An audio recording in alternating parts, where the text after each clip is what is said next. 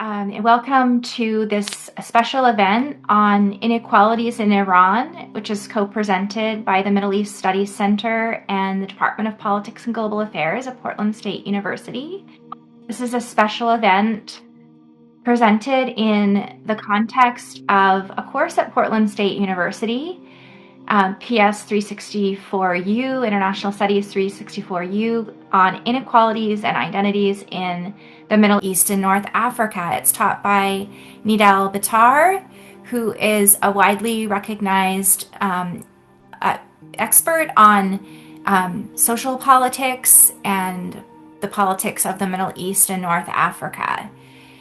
It gives me great pleasure to welcome our speaker today, Alireza Nader.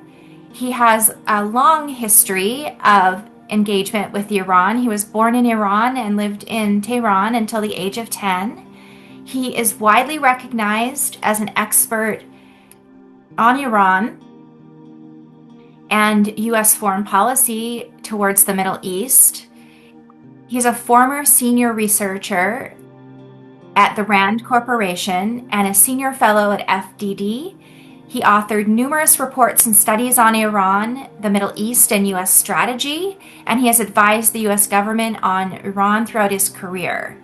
He's also lectured at the George Washington University and conducted research and analytical courses for U.S. Special Forces and the Department of Defense. He's currently president and senior advisor in the Nader Research Group.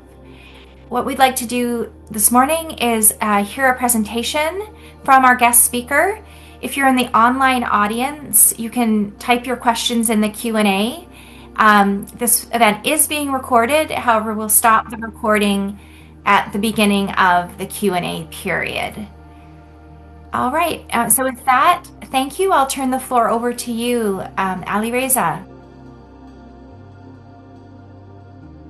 Hi, everybody. Thanks for the introduction. I really appreciate you inviting me to talk about Iran.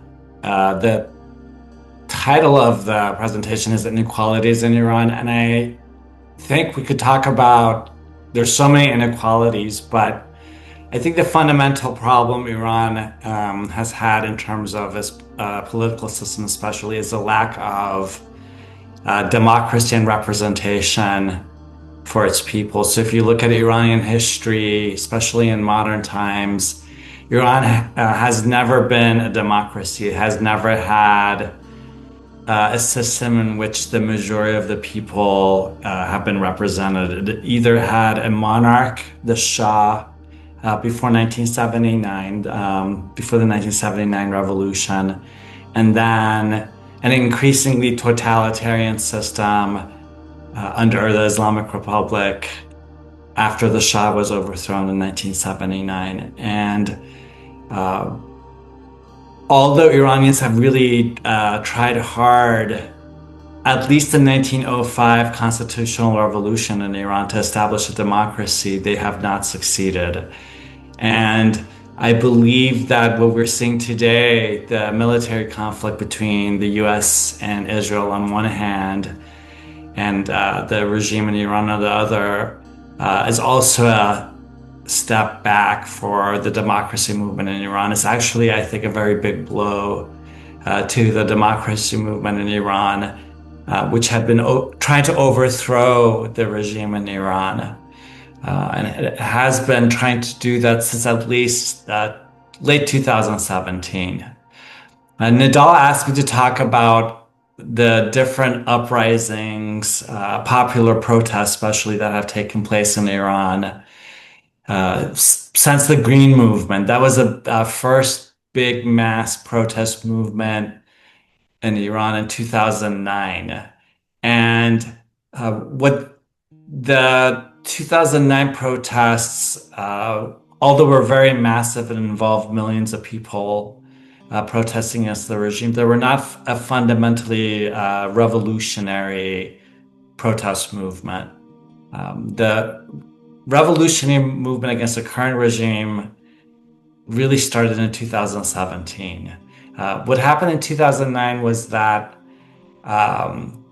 President Mahmoud Ahmadinejad who was running to be president again, claimed that he had won, although there was evidence and really mass popular perception that his opponent, the reformist candidate, a guy named by the name of Mir Hossein Mousavi, had won. And Mousavi's protesters or supporters took to the streets and demanded that the true results of the elections in Iran be revealed. That they claimed that Ahmadinejad had cheated. And one important thing to understand about Iran is that despite the regime having elections for the presidency or parliament, power is really concentrated in the hands of the supreme leader, who's the ultimate religious, political, and military leader of the country. This position was established by Ayatollah Khomeini, who overthrew the Shah. He was the first leader or supreme leader. And then Ayatollah Ali Khamenei, who was just killed by Israel, replaced Khomeini. So the president in Iran does have power, especially has administrative power, but the ultimate power in Iran, the supreme leader, and in addition to the Revolutionary Guards, the chief military force, are not elected by the people. And those forces wield power in Iran. So 2009 was not really a revolutionary movement to get rid of the regime, because in 2009 there was still some popular hope that the regime could eventually reform itself. A reformist president by the name of Mohammad Khatami, had come to power in 1999. He was elected. He is an Islamist cleric, and he had promised the people of Iran reforms, which never materialized. But in 2009, there was still some hope, both among the public and within the regime, that the regime could eventually reform itself and introduce changes in which at least a portion of the population, if not the majority of the population, would be represented in government. Because the way the current system is set up, the public has, besides the elections for the presidency and the parliament, which has very little power, the public doesn't really have a voice in how the country is run. So the 2009 protest movement, or the Green Movement, and the supporters of the reform movement adopted the color green as their symbol, because green is also the color of Islam, and they wanted to show that they were loyal to Islam and the Islamic Republic as well. They didn't want to overthrow the regime in favor of a secular regime, but they wanted to change it. So the Green Movement failed to make any changes. Its leaders were eventually put under house arrest, and they're still under arrest, actually, even as the war is taking place in Tehran and the rest of Iran. And Khamenei continued to rule as Iran's dictator with the support of the Revolutionary Guards until he was killed by Israeli aircraft. And we could talk a bit about who is ruling Iran now. Despite 2 months of internet blackout and the fog of war, I think we have a rough idea who's making decisions in Iran now that Khamenei is gone. But in 2017, in December of 2017, nationwide protests in Iran broke out that were very different that what had taken place in 2009 during the Green Movement. And the 2017 protests were motivated by a number of factors. The regime's repression, lack of political freedoms, but also a lot of environmental crises affecting Iran, especially the water crisis in Iran has had a major impact on instigating or creating popular movements against the regime. Iran is quickly running out of water. in part due to global warming, but really because of the regime's policies, really reckless and corrupt policies when it comes to water. I've written a number of articles on this issue along with my colleague Nick Kosar in foreign policy, if you're interested. He's written a lot more on it. He's really the expert on the issue. But in 2017, a lot of smaller towns, villages across Iran saw protests. And because uh, people in Iran have cell phones, a lot of people have cell phones with cameras. In 2017, we got really a very close view of what's happening on the streets in really small towns and villages that a lot of people have never even heard of. In 2009, the world got to see the mass protests in big cities like Tehran, Isfahan, and elsewhere. But in 2017, the protests, if I can recall correctly, started in a lot of the smaller towns and villages and just grew over time. And since 2017, the regime has faced successive uprisings or revolts or protests. There's no uniform way to describe them. They have been all largely peaceful, often not organized beforehand, spontaneous. But the protests since 2017 have included all sections of Iranian society, especially women, but also workers, environmentalists, teachers.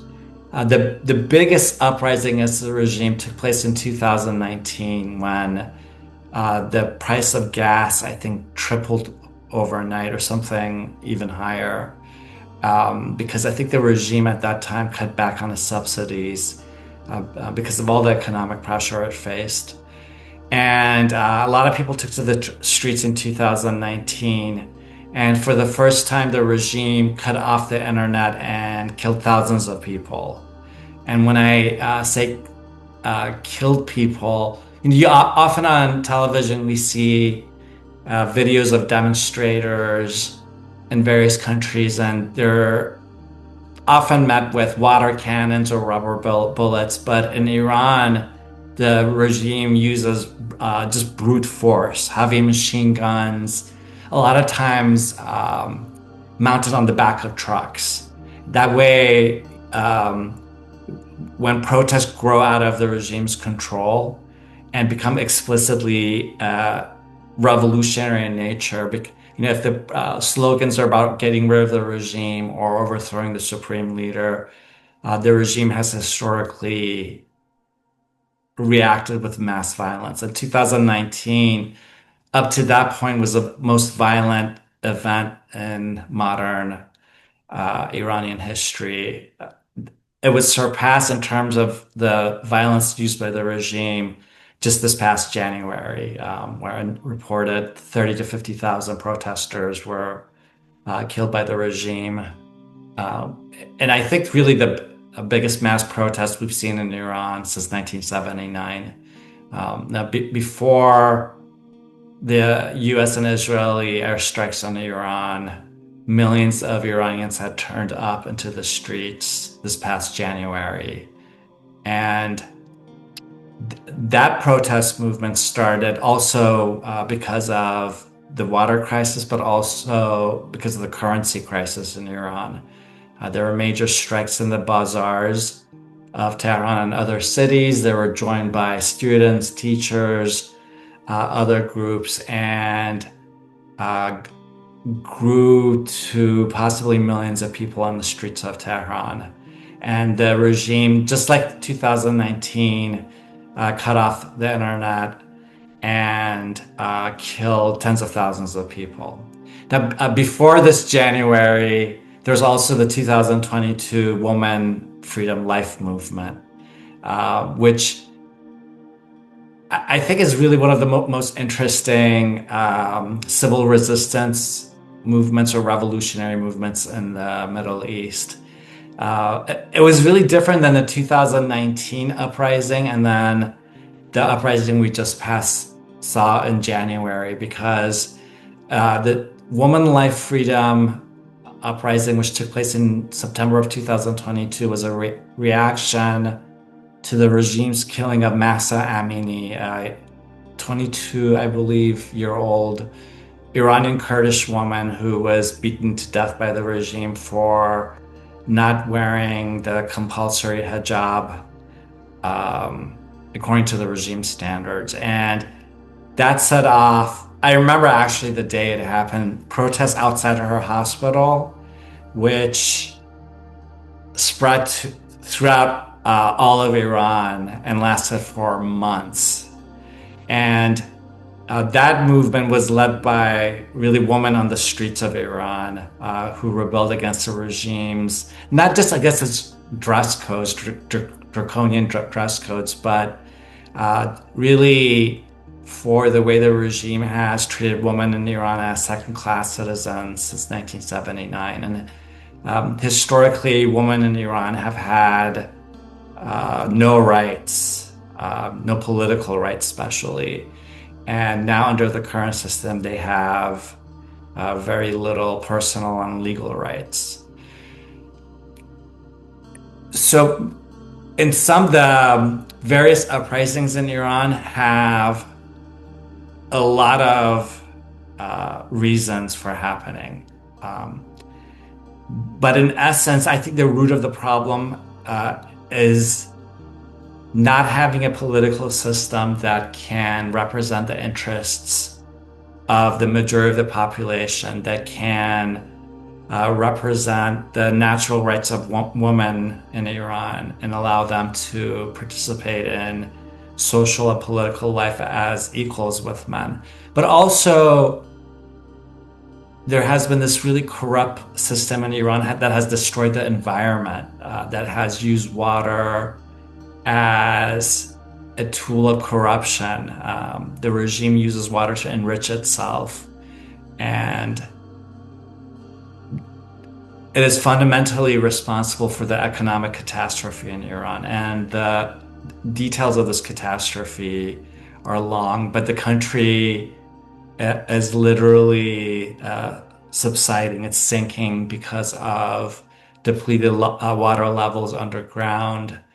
And if the situation in Iran doesn't change in the next few decades, much of the population will have to leave Iran and head elsewhere. And this is a land that has been inhabited by people for thousands of years. It has been inhabited by the Iranian people for 3,000 years. And it is really on the brink of, not even on the brink, it is facing a major existential crisis as a civilization, as a country. So things are very grim for Iran, and I think the war comes at really a terrible time for Iranians because the people of Iran were trying to get rid of this regime, and the Trump administration and the Netanyahu government in Israel used the uprising in January as an excuse to conduct military attacks against the regime. Of course, the regime in Iran is responsible for a lot of the instability across the Middle East. It has funded terrorist groups and armed terrorist groups and created terrorist groups across the Middle East since 1979. It is pursuing a very dangerous nuclear weapons program. Has done a lot of terrible things across the Middle East and to its own people.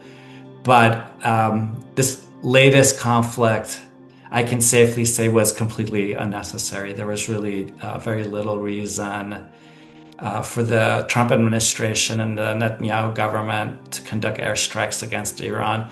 Well, in terms of the excuse that was initially given, right, that it was retribution for the regime's massacre of thousands of Iranians, which turned out to be false, or that it was a campaign to liberate Iran, which I was very skeptical from the very beginning. I think the Israeli government used this opportunity, especially given that the Trump administration is described by the Israeli government as the most pro-Israeli government in the White House. The Netanyahu government used this opportunity to degrade Iran's nuclear and military capabilities. Now we have a situation in which where the regime in Iran is blockading the Strait of Hormuz in the Persian Gulf, and the Trump administration is blockading Iran's blockade.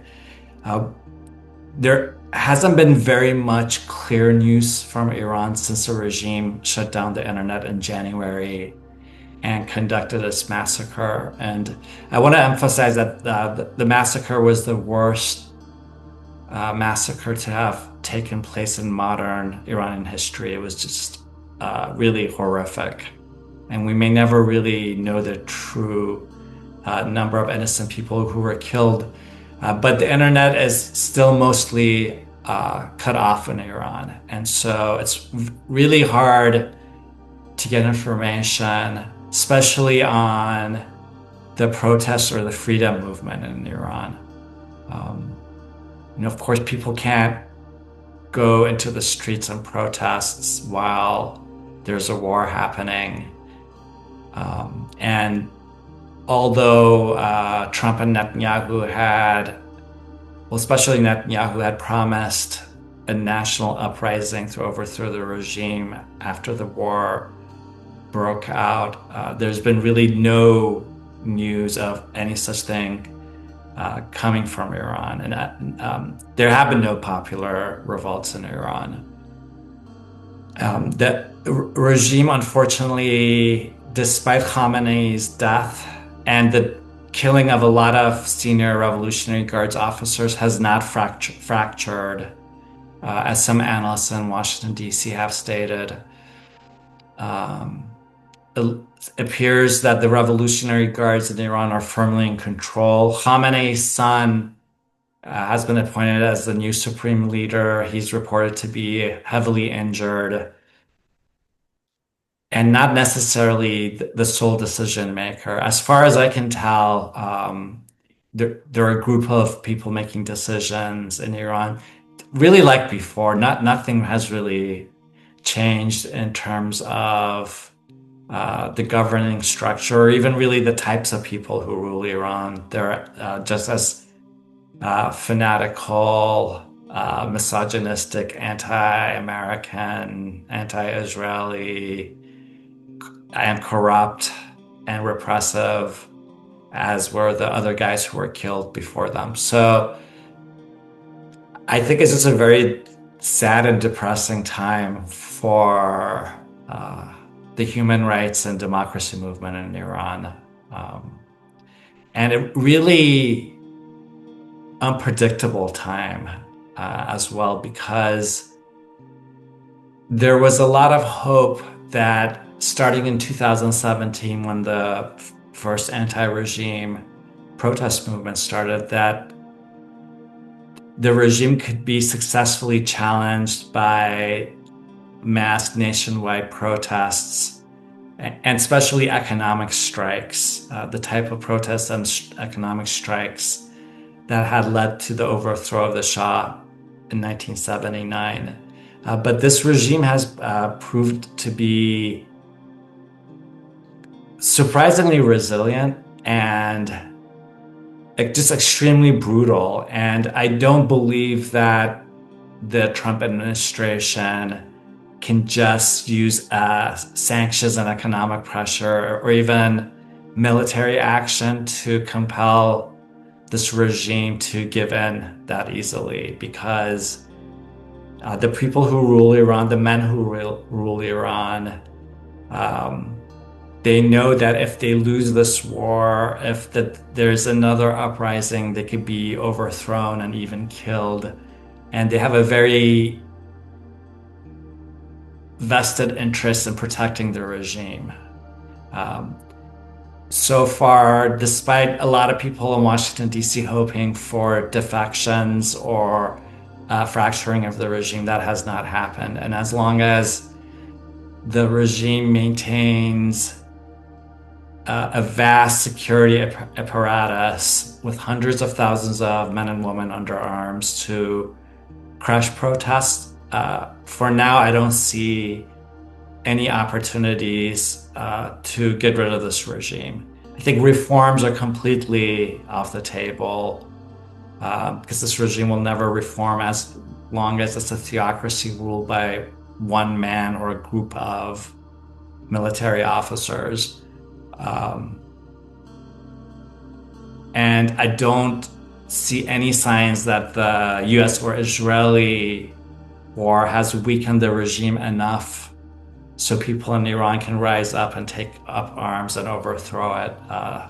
Nothing of the sort has happened. We can say that yes, the U.S.-Israeli military campaign has degraded a lot of the regime's military assets.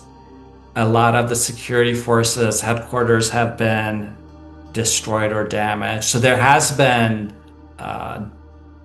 damage done to the regime, no doubt, but so far there's no evidence to show that it will lead to the kind of change that people like me want to see in Iran, where people have the freedom to exercise their rights and choose their own system of government. And that's really, I don't want to end my presentation on a negative note because things can change and things can change quickly. But I think for now, given the continuing war, the continuing crisis, especially in the Persian Gulf, human rights and democracy in Iran has really been pushed to the background. And that's really sad because in 2022, especially during the Women Life Freedom Uprising, there was a lot of potential for democracy in Iran. I mean, some have described the Women Life Freedom movement as the most progressive movement in West Asia in the last 150 years. Maybe if you don't want to go that far, you can say, considering that it happened in the Middle East, it was really incredible. And I hope we see something like that happen again and this time succeed. Just wanted to open it up to questions. Ask anything you want. Thank you so much for that presentation.